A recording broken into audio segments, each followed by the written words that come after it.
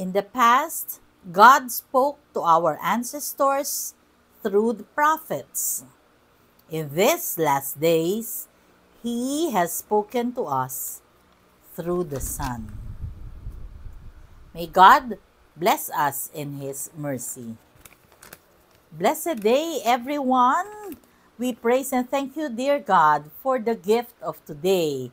Today, we are being reminded few hours before the coming year, before 2025. And so, as we close or wave goodbye to 2024, we are being reminded about Jesus, the greatest gift sa ating pananampalataya. May the Lord show His face to you. And we are looking forward to a brighter year ahead of us. Pero, syempre dalawang bagay ang punto ng pagninilay natin. Aside of course sa pinagdiriwang natin, today is the Solemnity of Mary, the Holy Mother of God. So, si Kristo pa din ang pinagdiriwang natin. Isang linggo makalipas ang kapanganakan niya, siya pa din talaga ang pinagdiriwang natin. Dahil tayo, we are still in the octave of Christmas. Pero, dahil nga sa gusto nating mag-focus a bit doon sa paghihiwalay ng taon, doon sa pagsasara ng 2024 at pagbubukas at pagwe-welcome natin sa 2025, nais nating pagnilayan ano ba ang mga nangyari sa atin noong 2024. What are the things that we are grateful for in 2024? Unang-una, syempre, dahil sa tayo ay tatawid sa bagong year, dapat tayo ay maging grateful kasi buhay pa tayo, di ba? The gift of life. Ikalawa, ano ba ang mga natutunan natin? Napakadami nating learnings in 2024. Katulad ko, naalala ko, ang isa sa mga biyaya ng 2024 sa akin ay yung NPC Flix.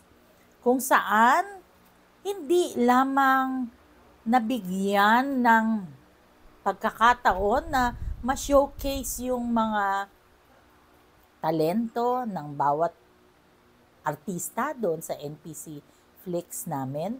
Pero yung experience, yung tawanan, yung halos maiyak ka na, yung walang tulog, yung struggle, yung challenges doon sa project na yun, wagi talaga.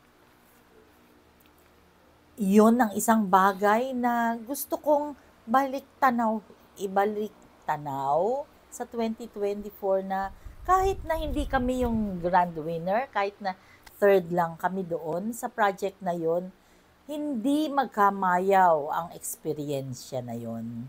At hindi mapapasubalian na we were enriched by the experience.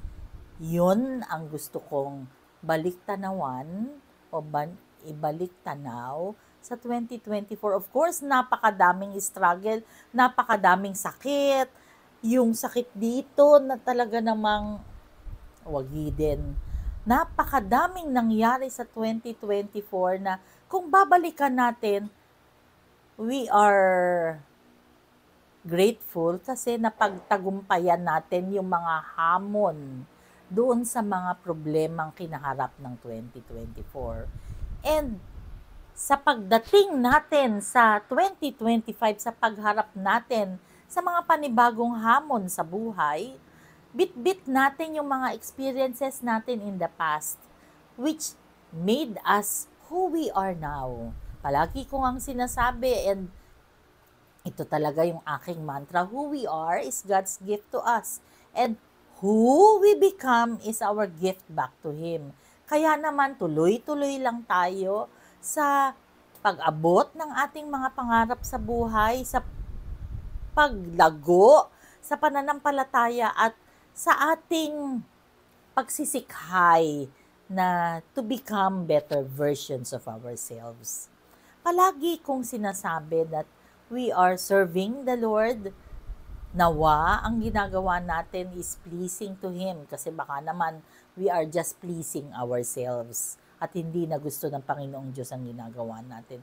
Pero napakadaming mga bagay na pwede nating baliktanawan, na bit-bit gusto nating bit-bitin as we go through the next chapter of our life this coming 2025.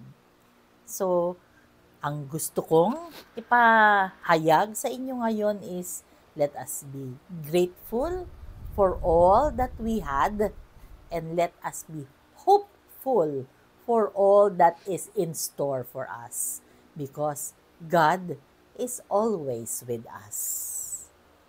Merry Christmas and a Happy New Year. Let us pray. Lord God, we are sorry for our sins, either of commission or omission.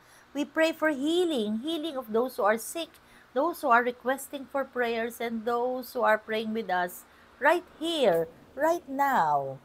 As we close this 2024, maraming salamat po, Panginoon, sa napakadaming biyaya, sa napakaraming experiences namin, at sa napakaraming napagtagumpayang challenges nitong 2024. And we are looking forward to a better year. We are looking forward to more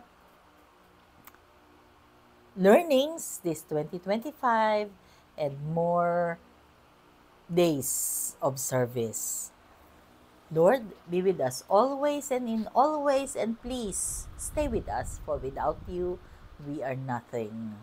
All this we pray in your mighty name, through the intercession of our blessed Mama Mary. Amen. Happy New Year, everyone. God bless us all.